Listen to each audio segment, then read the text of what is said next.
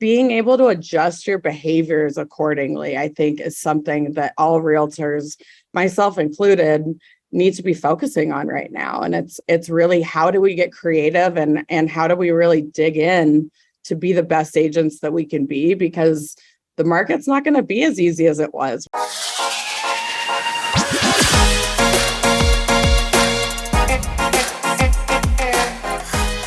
Hello and welcome to episode 102 of the Smart Agents Podcast. My name is Michael Walter and I'll be your host.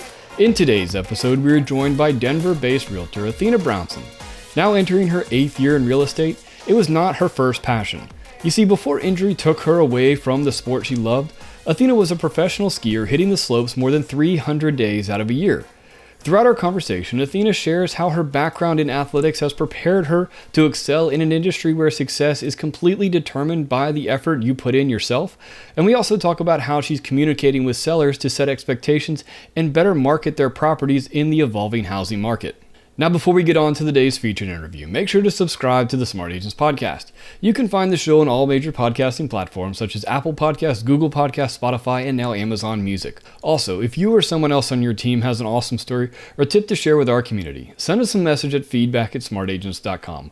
We're always on the lookout for new stories to share. All right, let's get on to today's featured interview with Athena Brownson. I really enjoyed our conversation, and I hope you do as well. Just to kind of get things kicked off and get things started, if you could just introduce yourself a little bit to us and a little bit of your background and how you got into real estate. Absolutely. First of all, thank you so much for having me. Love listening to your podcast. Really appreciate the opportunity. And I love talking about real estate because it's, believe it or not, what I'm passionate about. So I was born into a family of developers. So my father was a residential real estate developer and my mom did all the interior design for his projects. Growing up, I don't know if anyone ever grows up and says, I want to be a real estate agent when I grow up. I don't know that I've ever heard that. And I was the same way. I think being inundated in real estate, I didn't have much interest in the industry, to be totally honest. It was what my parents did. I wanted to do something that was not what my parents did when I was younger.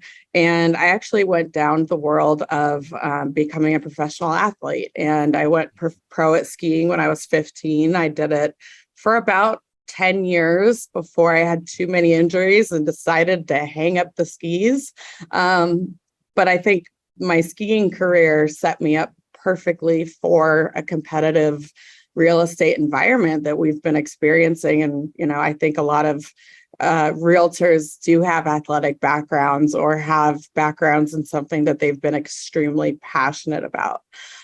So when I finished skiing, I had a dear girlfriend. I was working as an interior designer. So obviously that has worked in my favor in real estate. But I had a dear friend say, Athena, I think you would really like real estate. You like people, you love homes, you love design.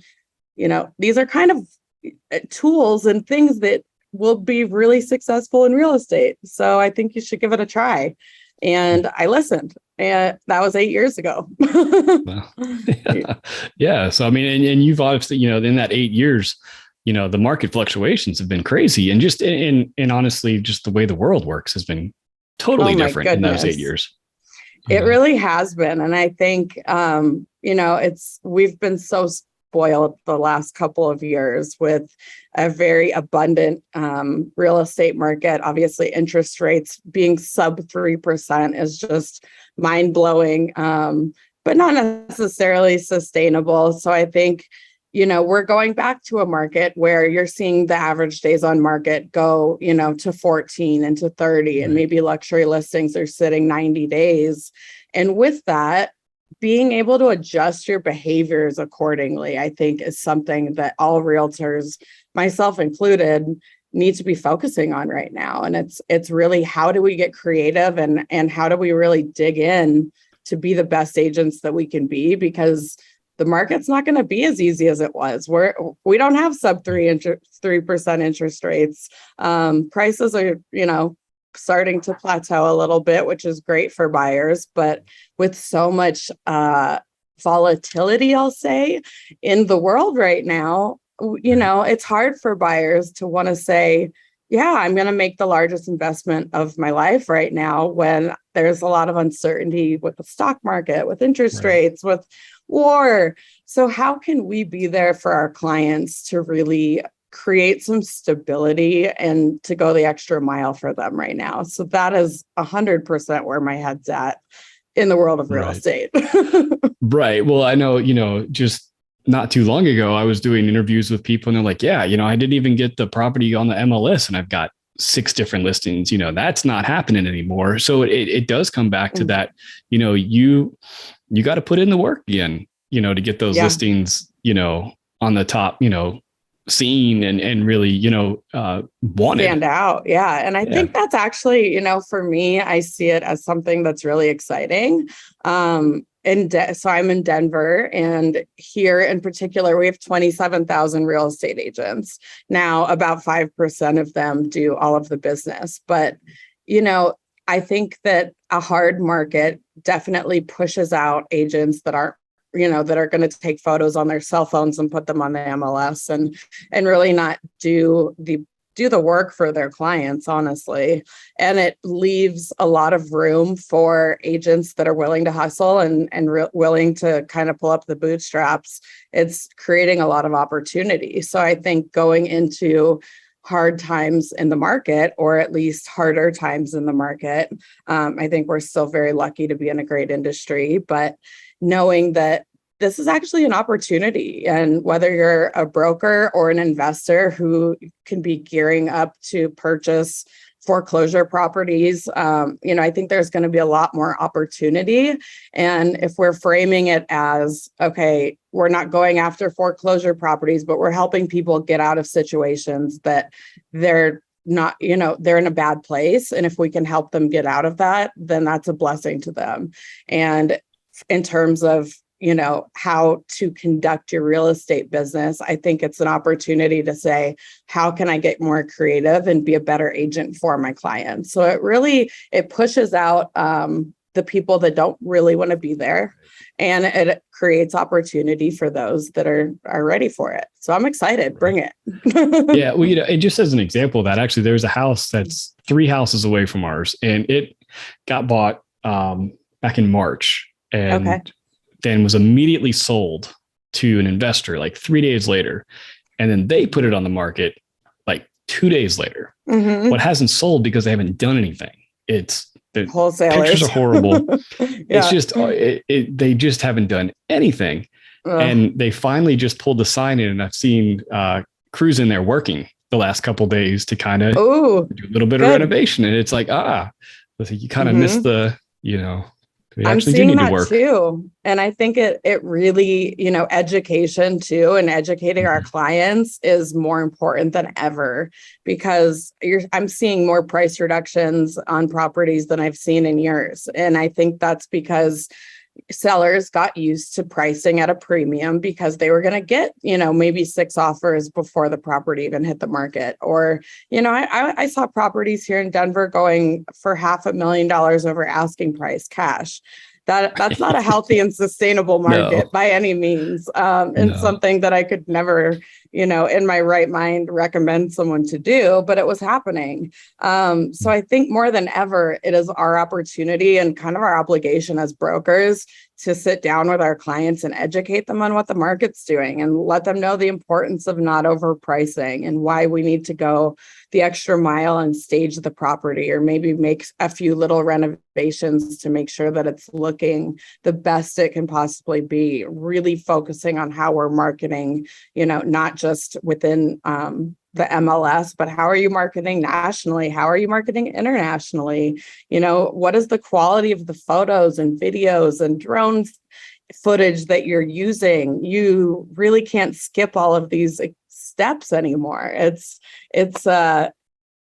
kind of make or break when it comes to selling a property. You're not, you can't just throw it up on the MLS anymore. Right. which I love.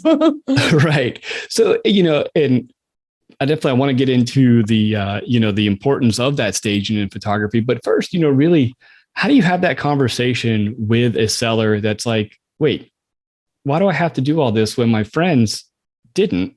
My neighbor, they just sold their place 3 months ago, and it They That's a didn't do great any of this. question. That's a great question because almost every single seller will say that.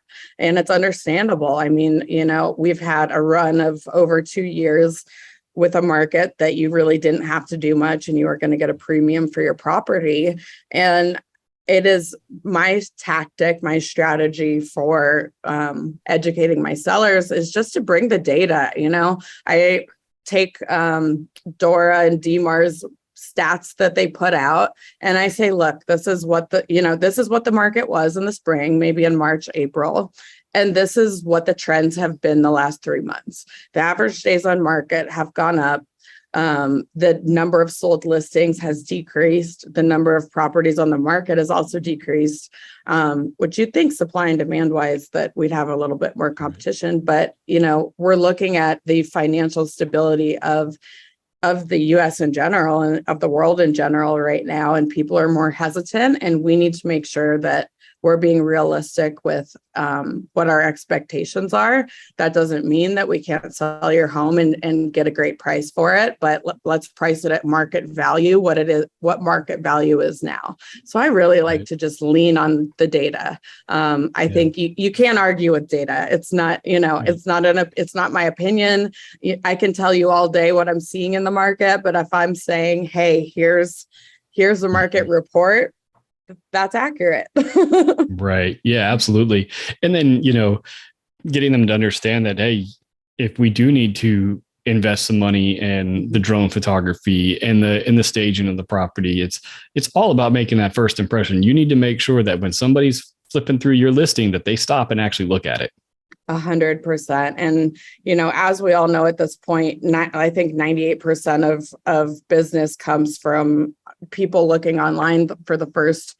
And if your first photo is not captivating, so they're going to skip the listing and scroll to the next one. You have about a 20-second window to grab someone's attention. And if you're not, absolutely going above and beyond with how you're marketing a property and presenting a property, you're probably going to get skipped over, and buyers are starting to know that they can be picky. They realize that they have more options, that properties are sitting longer, and they are going to skip over properties that, maybe haven't done a little bit of it, say it needs to be repainted or staged. These are items that when you look at the return on investment, you're absolutely going to get your return on investment by making these. And that's a huge thing that I love to go over with my sellers is what projects or what items are going to be worth it for them and they'll get their money back versus what is kind of frivolous. I don't want someone to be remodeling their master bedroom and putting $50,000 into it and changing the floors out when a buyer might come in and say, I hate this color flooring and we're going to do this, this, and this. So really being able to coach on where you're going to get your money back, how we're going to do that, and what is necessary to sell the property. It's really fun, honestly. I love the process. Right. Yeah. Well, and having that interior design background, what are some of those things that that you really focus in on and key in on to make it to where when anybody comes in, they can come in and say, I can see myself living here.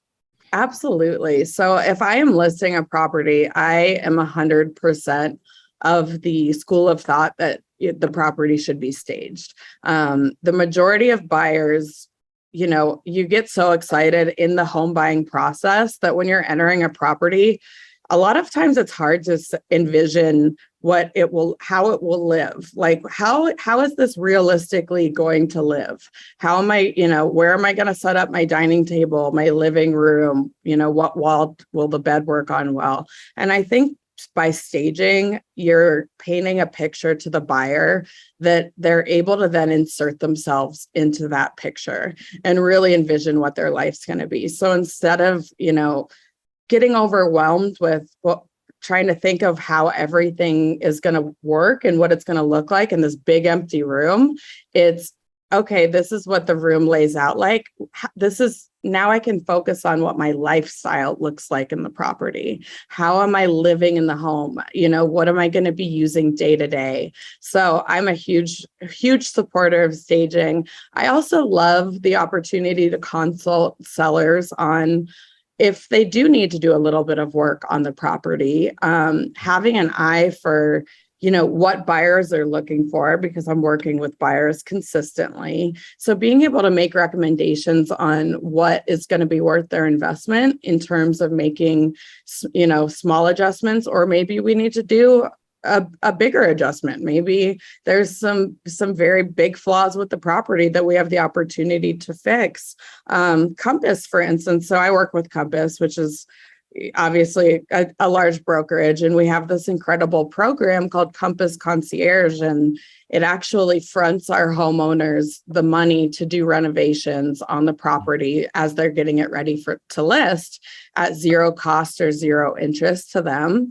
And it's solely for the purpose of they're going to be able to sell their home for more. So if I can go in and say, I know you don't want to spend money out of pocket to get your house ready, but whether it's staging or, redoing a bathroom, working on curb appeal, we can actually front you the money and just get paid back at closing. It's not going to cost you anything, and you're going to make more money. So I love being able to use my design background. And I think that, whether if you're a broker and you have access to either a great stager or designer, or you have the skills yourself, being able to be a trusted advisor and resource for those recommendations is absolutely crucial. And especially when properties are getting harder to sell and the days on market's going up, we need to make sure that your property is being presented in the best possible light. Right. Well, and I think, also you talk about, coaching people through this and, just really doing everything that you can to sell the house, that where, hey, you know what, if the days on market do go up, and it is more than what we initially, anticipated for, at least, they can look at you and say, you're doing everything you can to get this. It just happens to be the environment. It's not that you're not doing your job, so I think it helps mitigate some of those. I love that. You didn't do your job. What are you doing? Yeah. And I think, it's oftentimes that we go in, or we as in real estate agents can go and do a listing presentation and promise the world and then not actually fulfill that. So I think that if you're sharing with your clients, the checklist of items that you promised that you would be doing, and you're checking them off with your clients and showing them that work that you're putting in, they can feel that comfort in knowing that their property is being represented how it should be. Because this is the largest investment people have. I mean, this is, whether you're a buyer getting ready to purchase, this is the biggest purchase that one will make for the most part. And I think it often is not treated with enough seriousness in that. And I like to think that we're not only should be real estate brokers, but helping be financial advisors and helping our clients to accumulate long-term wealth through real estate, because that is the beauty of real estate, is that we can assist in creating long-term wealth through good markets and slow markets and everything in between. Right. And that's the other, another great thing about, the agents that are really, truly invested in this being a long-term, successful career for themselves, because as you have these clients, these are long-term relationships that you are going to see them continue to upgrade and to, move on their own financial journey.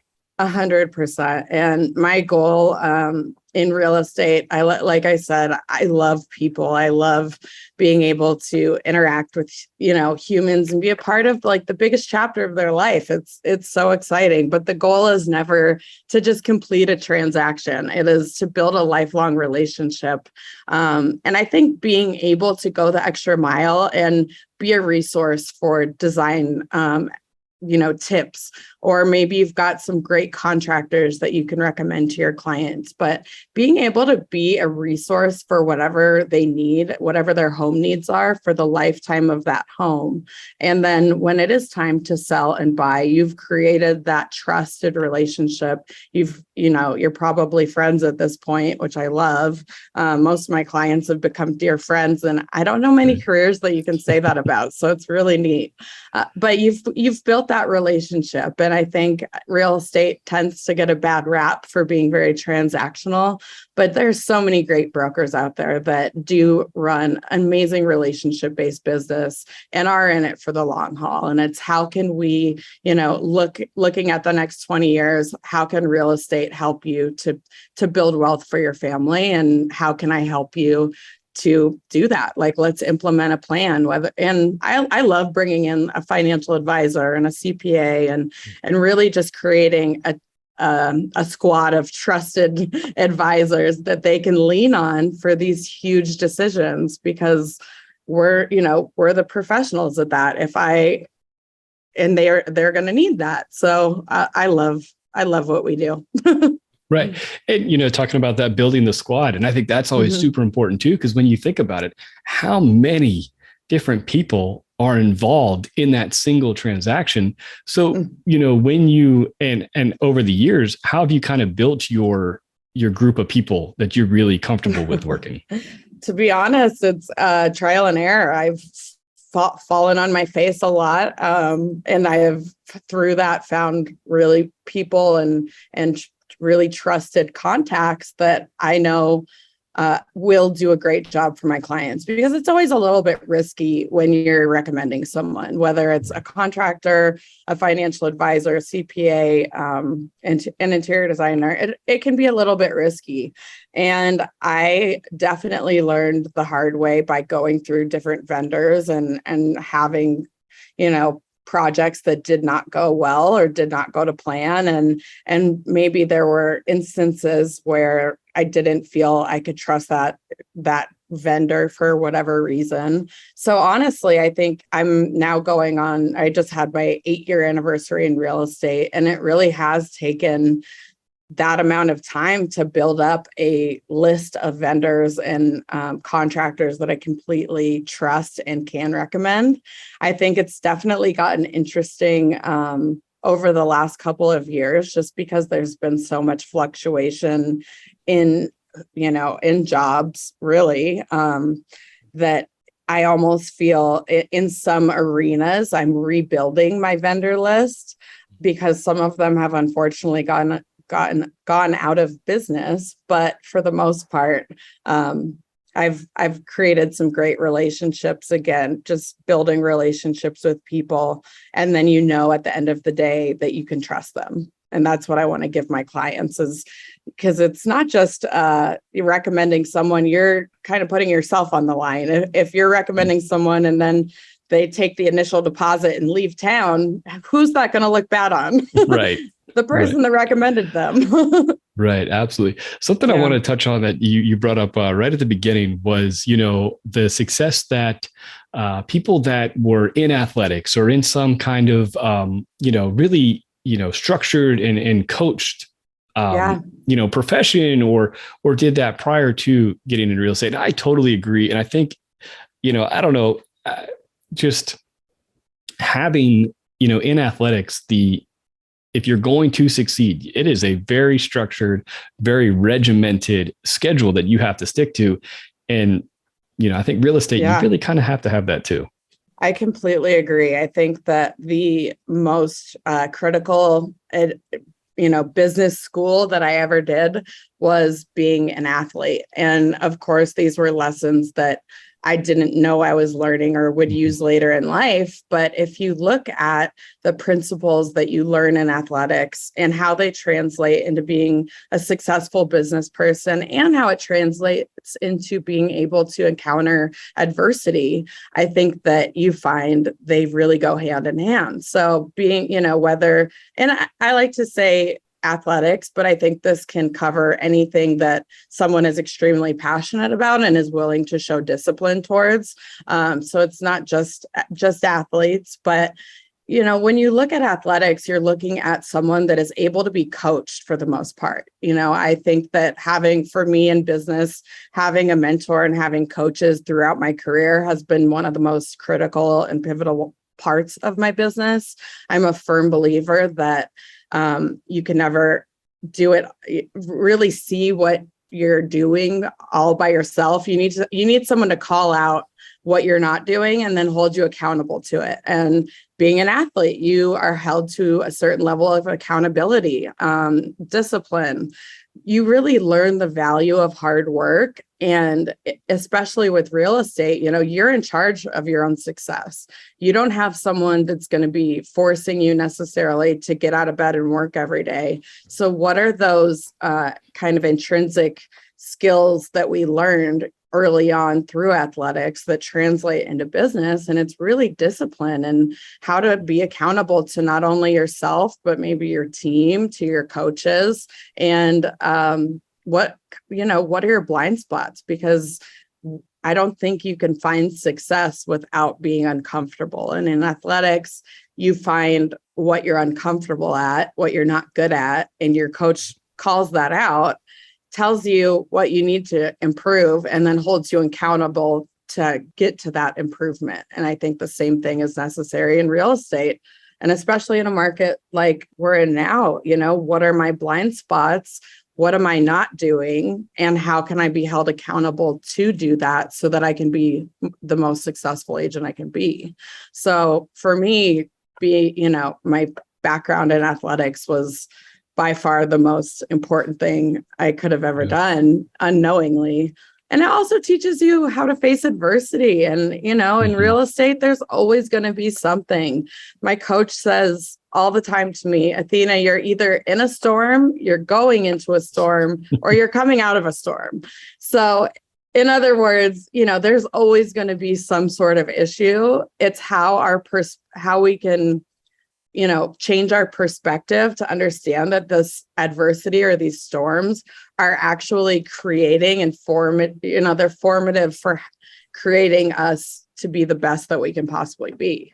And that's huge in athletics. If you fall on a trip, for me, it was skiing. I was a professional skier. If I fell really hard, my coach immediately would say, get up and try it again, because you don't want to put it in your head that you want to get it over with quickly, the first one after a fall, but you learn from your mistakes and you learn from your falls, really. And I think in real estate, every transaction, whether it's a small fall or a big fall, they're present. And how do you learn and grow from that? And how is your perspective shifting from, oh my God, I can't believe this happened to me, to, okay, life happens for me. So what am I taking from this? What am I learning from this? And how am I going to be better next time? Yeah, absolutely. I think, I just recently talked to a gentleman, and, he's had some massive failures in his career and brought it all back. But what really stuck to me, and it always seems to come up, is that, I really like what he says about failures. He doesn't call them failures anymore. He calls them seminars. I listened to that episode. Awesome. I was like, man, that guy, that is stuck with me since, we talked about it. And I actually have it up, on the little board over here that, that so there's cool. there's no more failures. It's a course, you just got to get through that life course. I absolutely love that. And a book I read recently was Matthew McConaughey's new book called Green Lights. And it talks a lot about how, life, you might be in a situation in your life that feels like, I can't believe this is happening. It couldn't get any worse. And this is a red light, like it's stopping everything. I don't know how I'm going to get through this.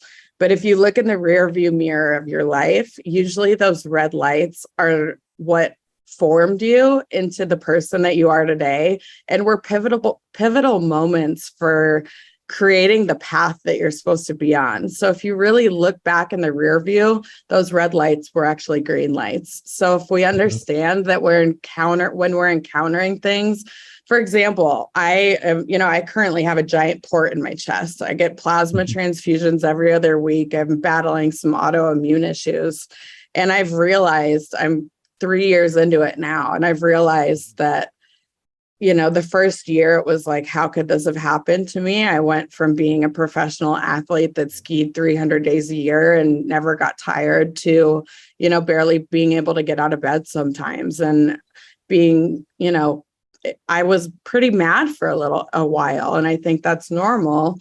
But I look now and I say, I don't think that I would be the person that I'm becoming or that I am today had I not had this adversity. And I think everyone has their own version of adversity, big or small.